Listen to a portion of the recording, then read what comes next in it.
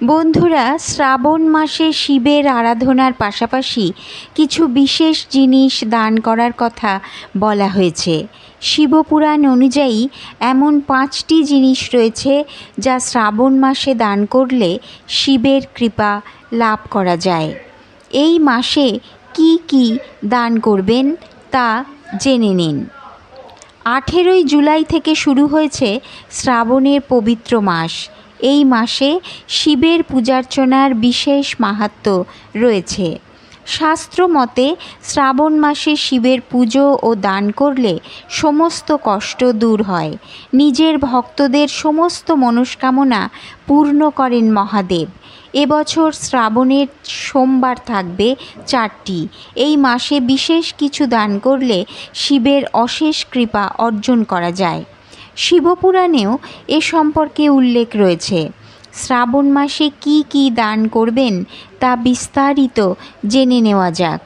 শ্রাবণ মাসে রুদ্রাক্ষ দান করলে সুফল পাওয়া যায়। কালো তিল। শ্রাবণ মাসে শিবের জলাভিষেকে কালো তিল মেশাতে ভুলবেন না।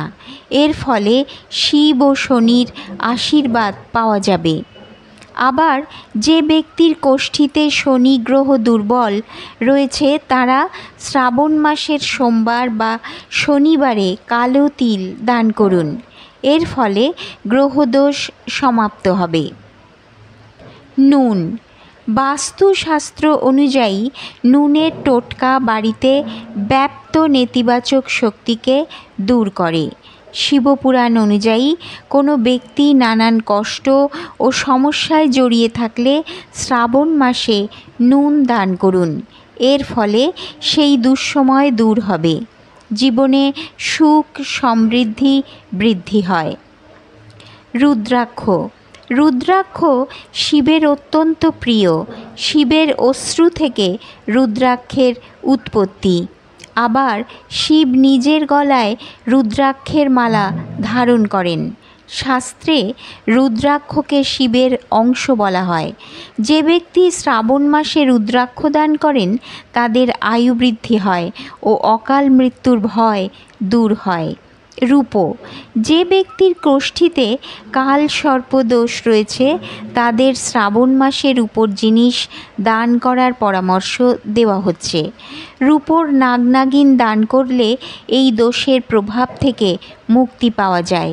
এছাড়াও সন্তান লাভের জন্য শ্রাবণ মাসে রূপো দান করা উচিত। চাল। শ্রাবণ মাসে অক্ষত বা অখণ্ড চাল দান করাকে অত্যন্ত পুণ্য ফলদায়ী গণ্য করা হয়। শিবপুরাণ অনুযায়ী শিব পুজোর সময় এক মুঠো অক্ষত শিবলিঙ্গে নিবেদন ও অসহায়দের চাল দান করলে উন্নতির পথ প্রশস্ত হয়।